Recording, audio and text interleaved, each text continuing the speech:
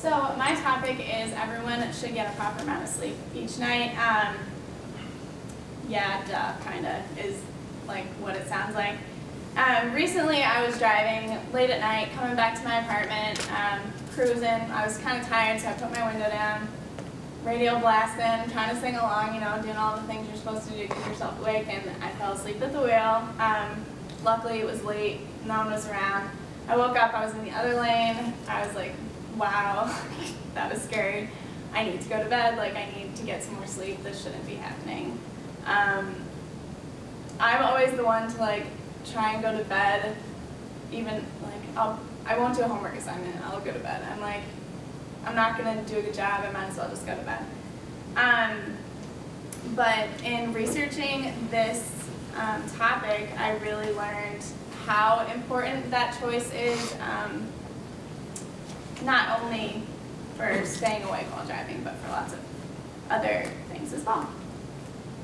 So basically, what is sleep?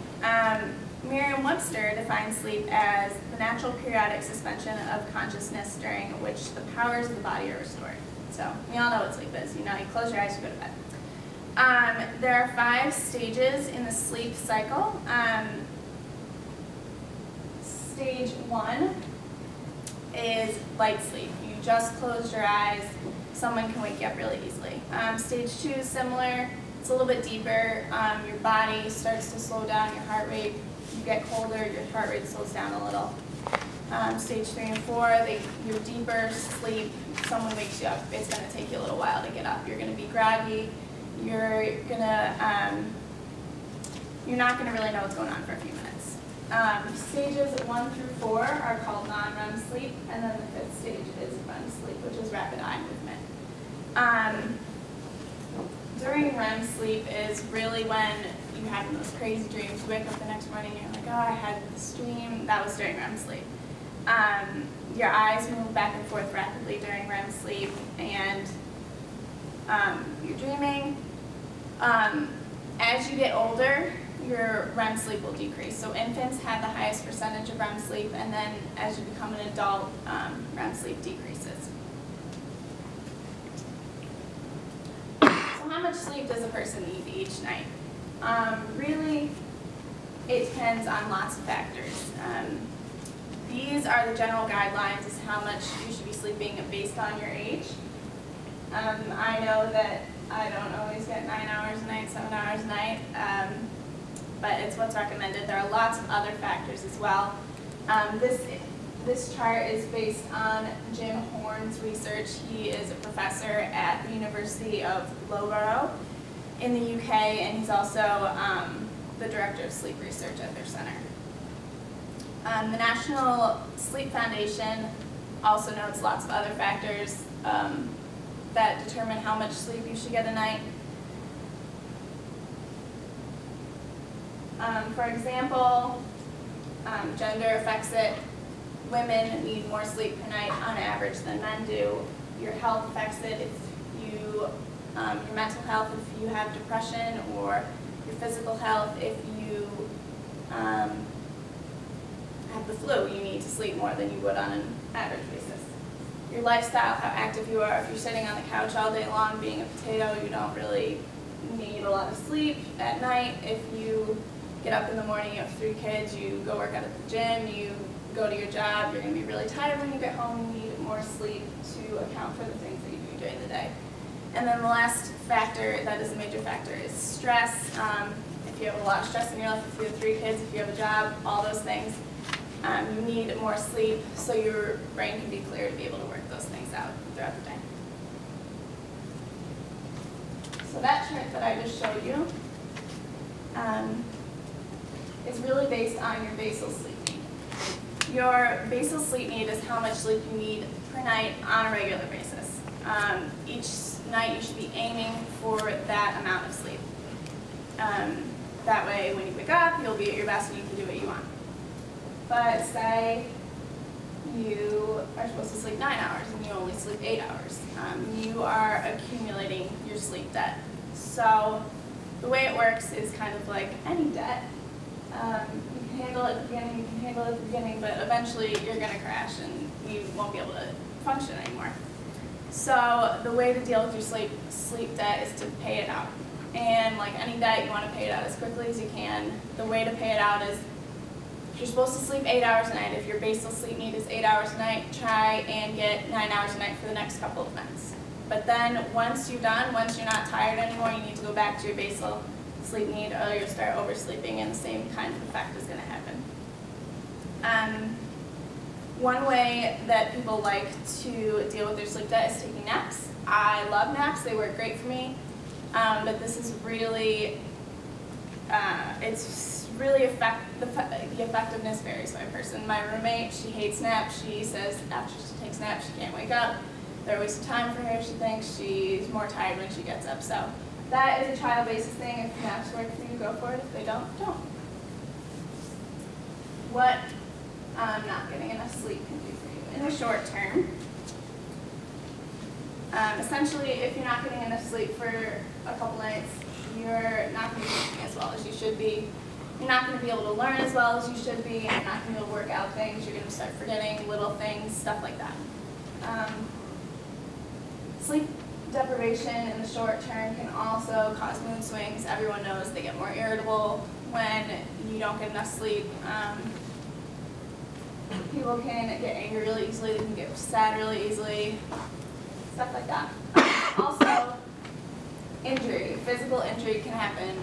You're more prone to physical injury when you don't get enough sleep. So it becomes really important for athletes to get enough sleep per night. It's hard, they're traveling with their team, they're in strange places, but sleep becomes really important because it can take a real toll on your body and make you more prone to injury.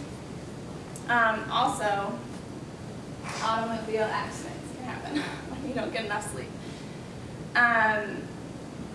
Drowsy sleeping accounts for over 100,000 crashes a year, and that's just when people crash. I fell asleep the other night at the wheel. I know a bunch of my friends who said they have dozed off while they're sleeping.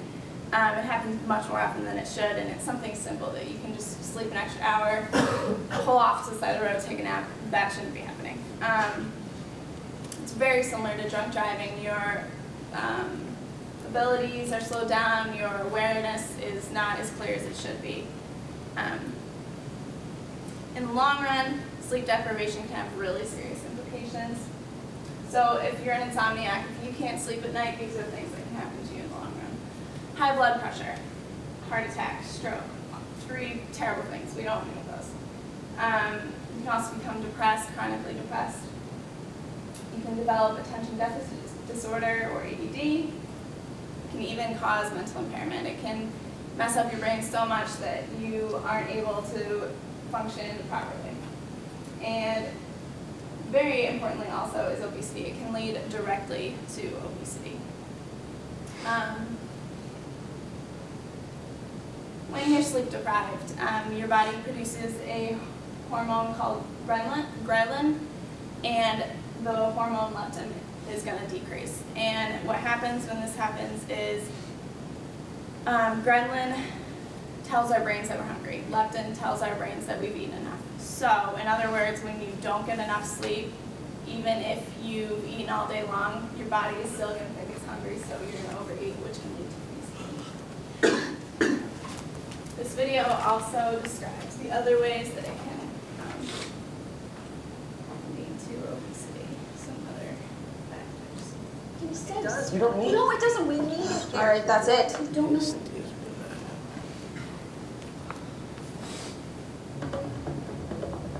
More sleep equals less junk food. CNN reports researchers found junk food is more appealing to people who haven't had their beauty sleep. Apparently, your neurons act differently when you're tired and give your brain more of a reward for bad food choices.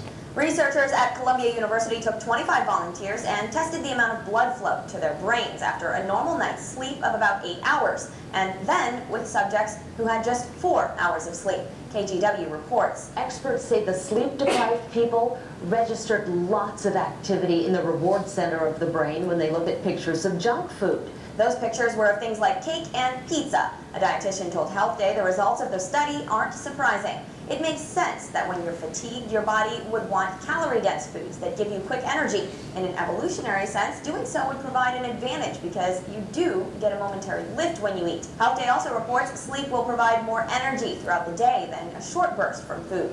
A blogger for Ology.com reports the study's results don't bode well for the sleep-deprived. If we can't make decent decisions about food when running on less than 9 hours of sleep, how did I manage to dress myself in college? Time magazine reports researchers presented the study at an annual sleep research conference in Boston over the weekend. For Newsy, I'm Christina Hartman, Multiple Sources, The Real Story. So the video kind of made a joke about dressing yourself in college, but after doing all this research, it really seems crazy that college students seem to function so well on so little sleep all the time.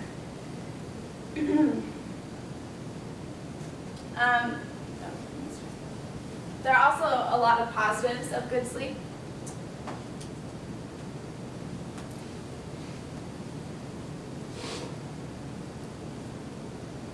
When you get enough sleep at night, your memory really improves. You're able to remember lots of things at night while you're sleeping. Your brain kind of practices the things that it learned throughout the day, and you're able to revisit those things that you learned. So it can help for studying for a test if you're like, oh, should I study for another 30 minutes or should I go to bed? Go to bed, your brain is going to be studying while you're sleeping. It can also lead to a longer lifespan and help you look younger as you age. It can increase your mind power. Getting good sleep really turns on the creative part of your brain and helps you to make good decisions. It can improve your athletic performance. A study at Stanford University found that college football players who tried to sleep 10 hours a night for an extended period of time, 8 weeks, improved their average sprint time and their stamina on the field. Good sleep is also going to help you maintain that healthy weight, and it's going to lower your stress levels, which is going to help you keep a clear mind and organize those things in your life that would cause you to get stressed. So sleep is good. Now try and get some good sleep. And the way to get the best sleep possible, you don't want to look like that. You don't want to look like sleepy. Is really try to make sleep a priority for yourself. A lot of us don't think about it like this, but it should be like anything else on your daily to-do list. Try not to put it off until tomorrow. Do it today, and then you won't have to worry about your sleep debt making you crash. Having a sleep routine is also really important.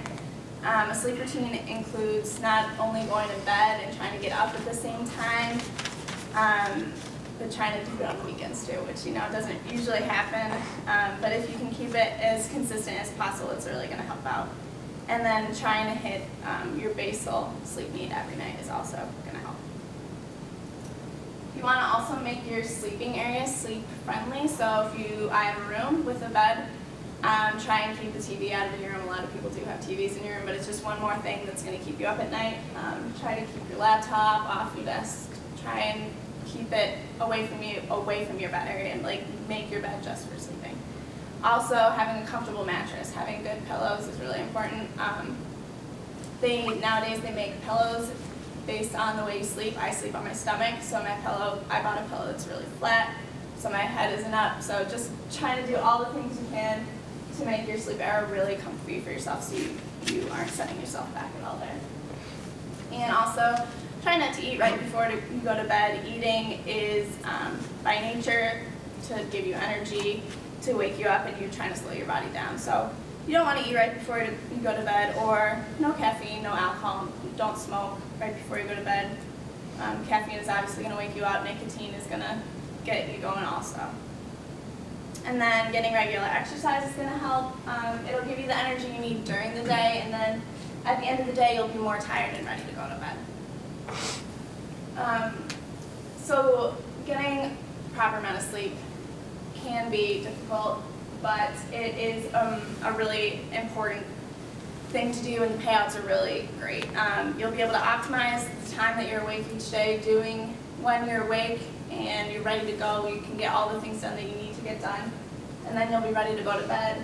You'll have time to go to bed, you'll have time to sleep, and snowball, you'll be ready to go the next day again, and eventually, hopefully, you can get into a routine and get good sleep every night.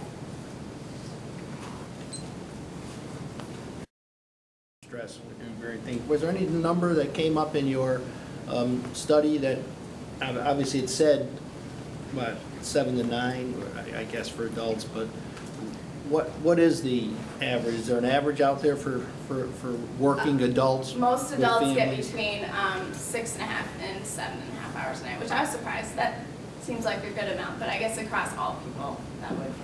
And not every person, some people are fine on 5.5 hours a night. Some people need 10 hours a night even as an adult. There are sleep specialists that you can go to if you feel like you're having a problem that they can do tests to tell you how many hours a night you should be sleeping optimally. Anything come up in your research on reading in bed or as you go to sleep? It said to not read in bed.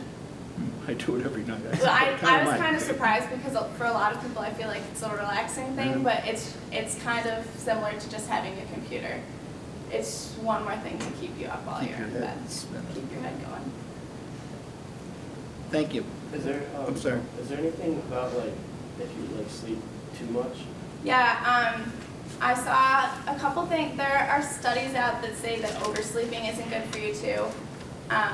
But the people who kind of argue against that is that you usually, unless there's an issue, like unless you're sick or something, your body really won't let you sleep more than it needs to. Sometimes I've taken a nap in the middle of the day and I really can't get to sleep at night. Is that just with me, or is it common for people who take naps that difficult? It might just be with you, but the other thing is if you're taking a nap and you don't have a lot of sleep debt to make up, then you're just cutting into your night's sleep. If you had sleep debt to make up, according to the research I did, you should be fine to go to sleep at night, but if you didn't have that. But if you overslept your sleep debt, if that makes sense, then you might have trouble going to sleep. Thank you.